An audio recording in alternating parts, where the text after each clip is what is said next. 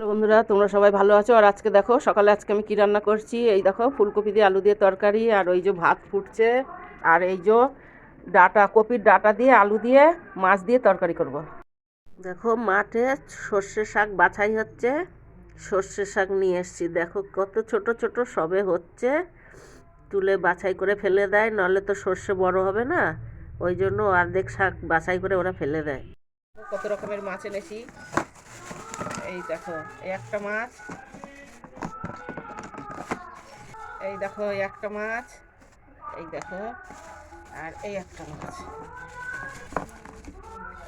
এটা হচ্ছে ভুসো চিংড়ি, ওই ফ্রিজে রেখেছিলাম তো তাই ইয়ে হয়ে গেছে। এই যে ভুসো চিংড়ি, আর এইটা হচ্ছে মোরলা মাছ, আর এইটা হচ্ছে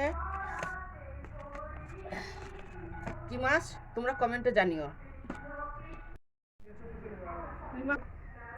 শাকটা কাটা হয়ে গেছে, এখন মাছটা বেছে নিলাম। ধোয়া হয়ে গেছে। এটা হচ্ছে ভুসো চিংড়ি, আর কড়াতে তেল দেওয়া। ভুসো চিংড়ি কে কে খেয়েছো কমেন্টে জানিও। শাকটা ধুয়ে নিয়ে চলে এসেছি। মাছটা ভাজা হয়ে গেছে, এবার ঢেলে দেব।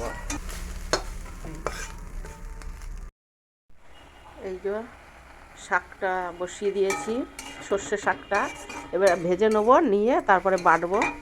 আর এই যে কপির ডাঁটা চচ্চড়ি, এতে চিংড়ি মাছ মেশাবো। এই যে চিংড়ি মাছ ভাজা হয়ে গেছে। এই যে ফুলকপির তরকারিটা হয়ে গেছে, আর এইতে একটু কলমি শাক আছে। ভাজা হয়ে গেছে, এখন বেটে নিচ্ছি।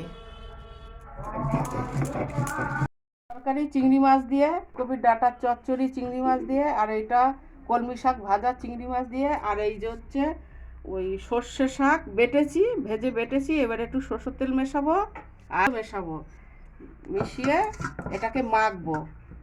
এটা মাখবো, ব্যাস।